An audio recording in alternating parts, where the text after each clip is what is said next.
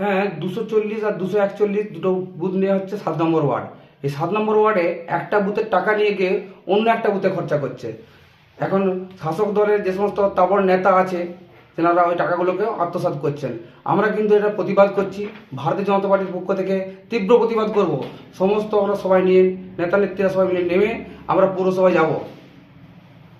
তৃণমূলের যে সমস্ত নেতারা আছেন ওনারা সব চাপা দেওয়ার চেষ্টা করছেন, ধামা চাপা দেওয়ার। ওনারা ভাবছেন কিছু করতে পারবেন না, কিন্তু আমরা কিন্তু বৃহত্তর আন্দোলনে যাব যদি ওনারা টাকাটা ওই বুথে না খরচা করেন। ওখানকার জনগণ যাতে ওই টাকাটা পায়, খরচাটা যাতে ওই বুথেই খরচা করা হয়, সেই জন্য আমরা চাইছি। এটা কেন হলো মনে হচ্ছেন আপনারা? এটা তৃণমূল পরিচালিত সরকার। তৃণমূল তো চোর, তৃণমূলের তো সবাই চোর, নিচ থেকে উপর পর্যন্ত সবাই চোর। উপরে বড় চোর বসে আছে 14 তলাতে, আর এখানে নিচু চোরগুলো বসে আছে। পুরো দলটাই তো চোর। তাহলে সাধারণ মানুষের সমস্যা হচ্ছে। সাধারণ মানুষের তো পুরোটাই সমস্যা আছে। সাধারণ মানুষের টাকাগুলো তো আত্মসাৎ করে নিচ্ছে ওনারা। আপনার নাম? আমার নাম বাপ্পাদিত্য পাত্র, লোকনা 5 মণ্ডলের ক্ষীরপাই পৌরসভার কনভেনার। বলছি যে কাজগুলো বেরিয়েছে সেই কাজগুলো সব 239 নম্বর বুথে কাজ হয়েছে। 240 নম্বর বুথের কাজ পাড়ায় সমাধানে আমাদের এখানে কোনো রকম কাজ হয়নি।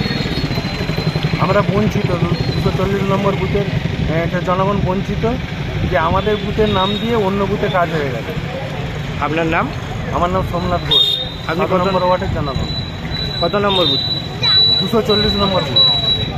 বলতে গেলে 240 বুথের কাজ বেরিয়েছে পাড়ায় সমাধানে, সেটা 239 বুথের কাজটা হয়েছে, আমাদেরকে বঞ্চিত করে কাজটা করেছে। আপনার নাম? আমার নাম সুশান্ত পাত্র। 240 বুথের কোনো কাজ হয়নি।